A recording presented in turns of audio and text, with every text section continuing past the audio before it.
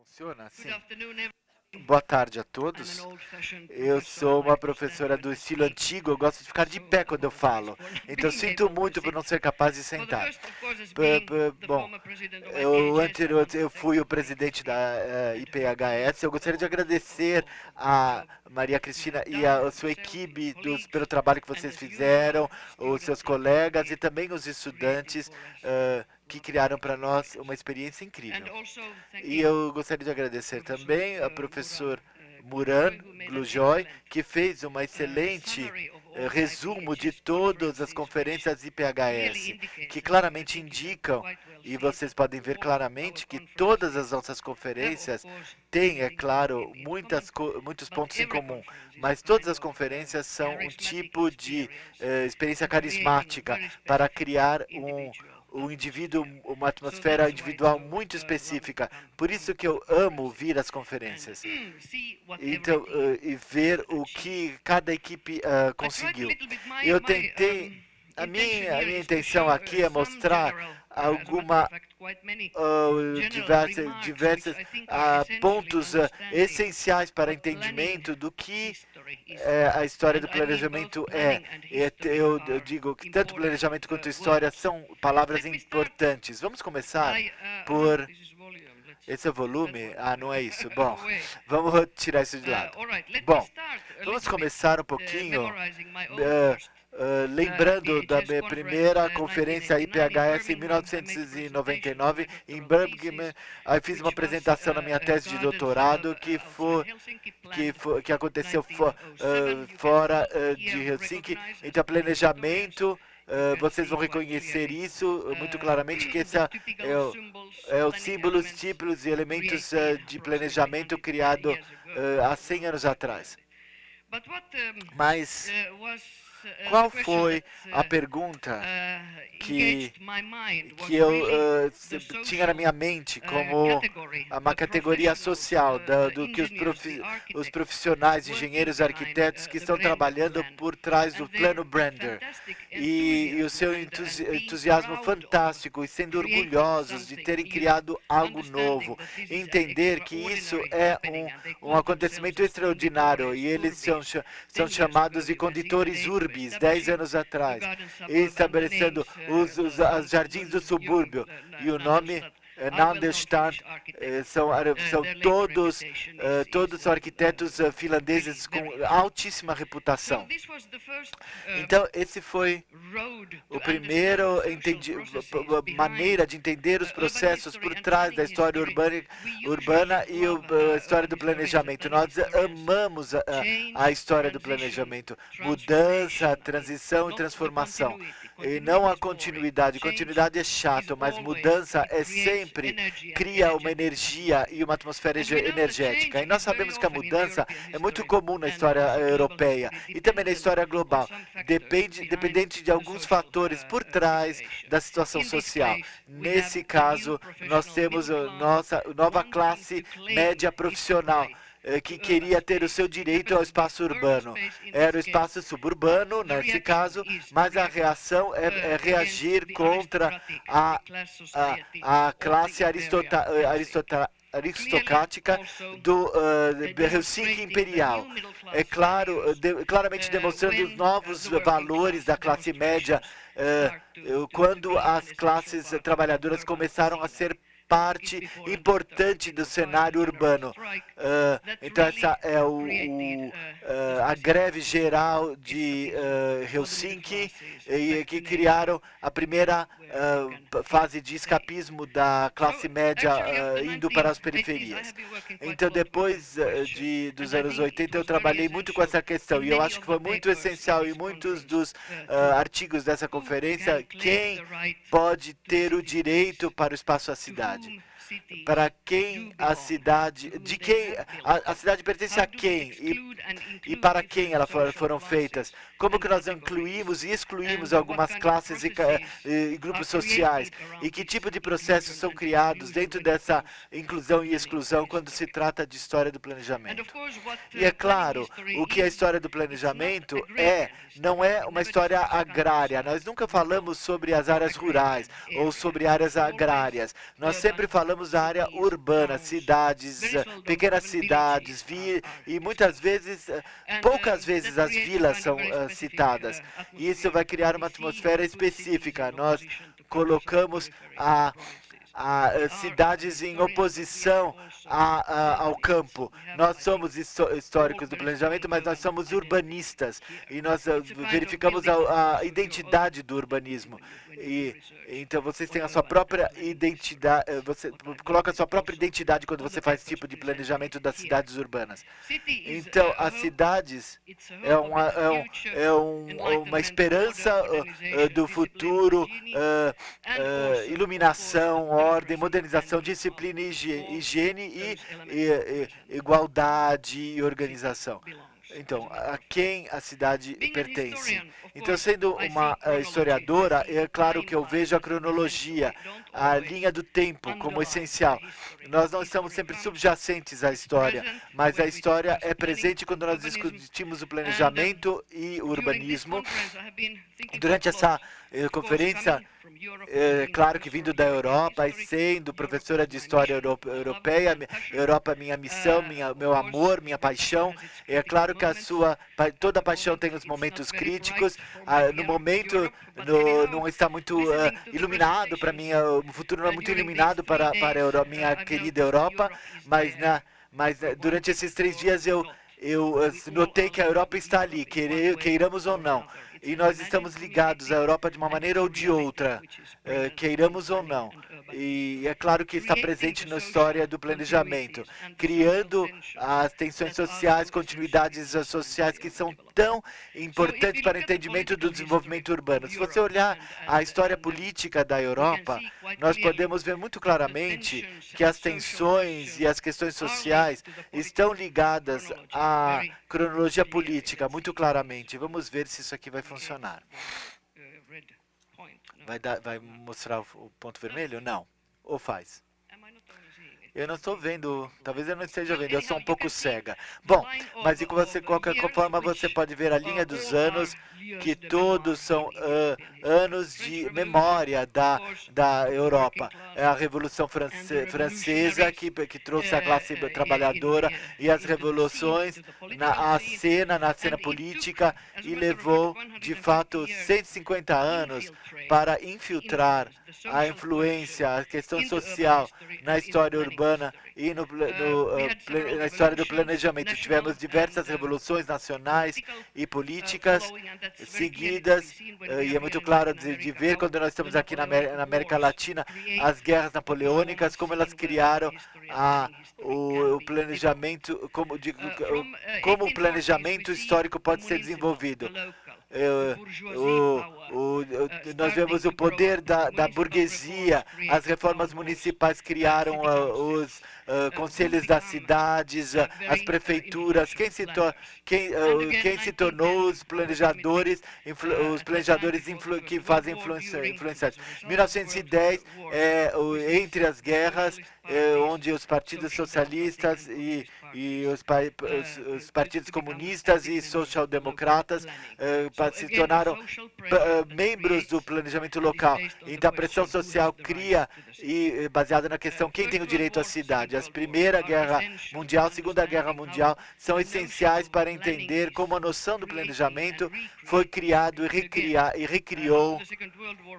E depois da Segunda Guerra Mundial, o planejamento se tornou uma ferramenta essencial de sobrevivência, uma chave para as cidades, os países, os bairros, para criar uma modernidade. E depois, nos anos 60 e 68, foi um ano global de importância, criando um modelo cívico do feminista, e a minoria, os marginais, queriam ter a sua voz ouvida na cena urbana. E é claro, ainda estamos trabalhando de como vamos lidar com a queda do Muro de Berlim, simbolicamente em 1989, o colapso do comunismo, o colapso dos sistemas centrais de planejamento, o que isso cria quando se trata de outras identidades urbanas e entendimento e história do planejamento. Nós estamos muito próximos para fazer uma reflexão em relação a isso. Não muitos artigos foram apresentados das tensões da Europa do Leste e Europa Ocidental Oriental. Bom, eu vou passar um pouquinho para mostrar os anos e as cidades novamente. Nós somos muito centrados na Europa para entender como a boa cidade, o significado da boa cidade são criados de maneira que nós possamos falar a história urbana usando as grandes cidades e os grandes anos. Esse é um tipo de entendimento cronológico do que se tratam as boas cidades e como as diferentes soluções de planejamento existem e criam uma esperança para o futuro. Nós temos o passado e temos o presente, mas qual é a continuidade? A história urbana, a história do planejamento, lida muito com as personalidades. As cidades falam a sua história, contam a sua história sobre elas mesmas, usando as personificações. E a história do planejamento, quando eu cheguei no final dos anos 80 para o grupo de planejamento, história do planejamento, foram planejadores heróicos, grandes indivíduos que criaram tanto a mensagem do planejamento quanto o discurso do planejamento e a agenda do planejamento. Mas esse é o fenômeno geral e durante essa conferência vocês podem ver claramente a personificação e as cidades. As cidades precisam de homens grandiosos e algumas mulheres para contar a história. E sendo uma historiadora, eu gostaria de falar muito rapidamente. Eu estou trabalhando muito com a ideia que nós temos um tipo de personalidades que governaram cada período da história, e como que essa personalidade simboliza e conta a história da cidade e da sua estrutura. Nós sabemos que as ferramentas, os métodos de criar cidades vão lá para trás, para Atenas e Grécia, e como o planejamento foram criados. Como historiador, eu posso dizer que nada aconteceu desde a Grécia e Atenas. E nós só estamos repetindo a mesma mensagem de novo e de novo. As cidades medievais, é claro, foram importantes para criar um tipo de contraparte para a história imperial e subjacente à história do comércio e dos mercadores. Então, a história comercial tem ainda, novamente, eles estão querendo direito ao seu próprio espaço. E também nós sabemos os backgrounds que ainda foram discutidos em alguns artigos durante essa conferência. Nós sabemos os resultados práticos da Renascença, Michelangelo, o Homem Universal, e esse planejamento municipal fantástico, o Capitólio em Roma, os papas e as primeiras interações aqui, que estão em volta de diversos edifícios, e ele está tentando cortar a cidade existente usando métodos de planejamento, e essa é uma maneira de lidar com uma cidade planejada que se espalha pelo mundo inteiro. Primeiro como uma ferramenta que elevava os reis e as monarquias, mas também os colonialistas, como nós sabemos aqui na América Latina espanhola, e mesmo do meu país, a Finlândia, onde as primeiras cidades são planejadas através do plano de Grid. Filadélfia e Batávia, as colônias holandesas representam esse mesmo entendimento da cidade. Ao mesmo tempo, a cidade é o local onde os burgueses ricos, como a oligarquia de Amsterdã, podem criar os seus entornos, usando as suas regras e o seu entendimento da cidade, e a tradição francesa do século XVII, onde isso tudo está ligado à monarquia. E aqui no final do século XVIII, nós temos esse planejamento fantástico de um passado europeu criado na cidade de Washington, no qual nós podemos ver aqui essa linguagem imperial transformada num uso democrático, e a cidade se torna um tipo de plataforma na qual o método imperial, mas os modos de vida democráticos se encontram. Também tivemos aqui, vimos outras capitais nacionais que usam essa capilaridade, como Atenas, Roma, aqui é a minha cidade, Helsinki, várias outras capitais como Oslo, Berlim, São Petersburgo é linda, e também Munique. Eles usam o mesmo tipo de abordagem de planejamento para criar sua própria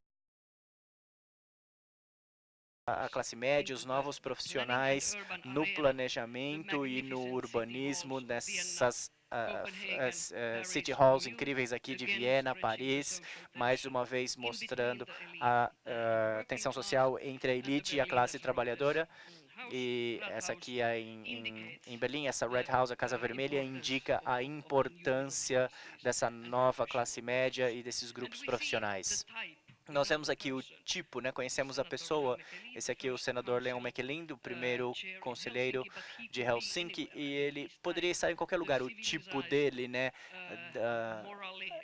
Essa coisa da moral elevada, essa pessoa muito civilizada, é um tipo de fenômeno global e sabemos que como essas personalidades trabalham num nível local. Então, essas tensões sociais criadas pelas classes trabalhadoras estavam presentes em todos os lugares. Então, mais uma vez, o planejamento burguês imperial em Viena é o melhor exemplo de tensões sociais, e aqui, é claro, em Brasília, nós vimos em vários artigos uma transição parecida entre o imperial, colonial, o internacional, local e social, em todos esses tipos de planejamento.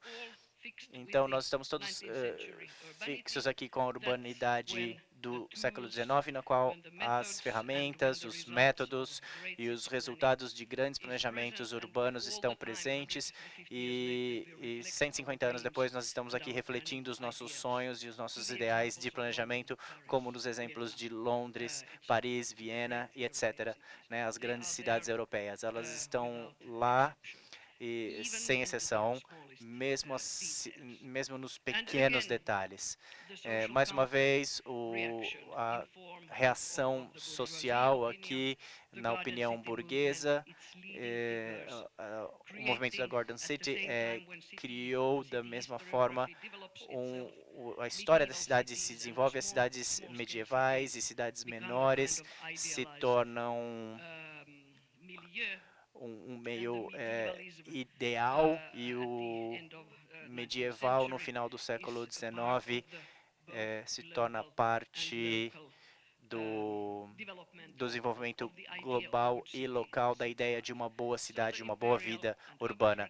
Então, a tradição imperial e urbana e o sonho medieval de um futuro melhor, e é um futuro que ia ser encontrado no passado. Então, nós vimos aqui em vários artigos que os caminhos que se abrem aí a partir do século XIX, dessa arena do século XIX, parcialmente por causa do planejamento totalitário, de várias formas, e é claro que a versão modernista que leva a deixar a história e o cenário nacional histórico para trás e se torna um fenômeno global, mais uma vez, mostrando as diferenças da arena nacional e os ideais nacionais. E aí depois a forma mais social, esse aqui é o primeiro-ministro Albin Hansen, e as casas familiares aqui que criam uma terceira via, e principalmente depois da Segunda Guerra Mundial. Nós conhecemos já todas essas imagens que criam a base para os artigos durante essa conferência, no qual habitações sociais, habitações de classe média, parques, transporte, modernidade, e etc., são questões centrais. Mais uma vez, baseado nos exemplos nacionais, mas entendendo que o tempo todo nós lidamos com questões internacionais e globais. E também, claro, os anos 60, a contra-reação, o revival e a volta ao passado urbano, mais uma vez, o movimento cívico e o que acontece hoje. A questão central acredito que nós temos que responder nas próximas conferências é, mais uma vez, quem tem o direito sobre a cidade? Será que são os movimentos cívicos? Será que são ditadores, como o prefeito de Moscou. O futuro está nas mãos das crianças, que têm mais sensibilidade em relação à questão verde e ecológica. E aqui o aspecto de memorização também esteve presente em alguns dos artigos, discutindo como a história e urbanismo histórico foi criado nos países da Europa Central e Oriental. Mas como vocês podem ver, o urbanismo e a história de planejamento estão muito próximas e o tempo todo nós vemos a tensão social por trás disso e o tempo todo podemos ver como o nacional e o local está ligado com o global e o internacional e as suas tendências. Eu acho que essa é a grande força da IPHS, pois nós combinamos diferentes elementos e esse é o charme das nossas conferências. Muito obrigada.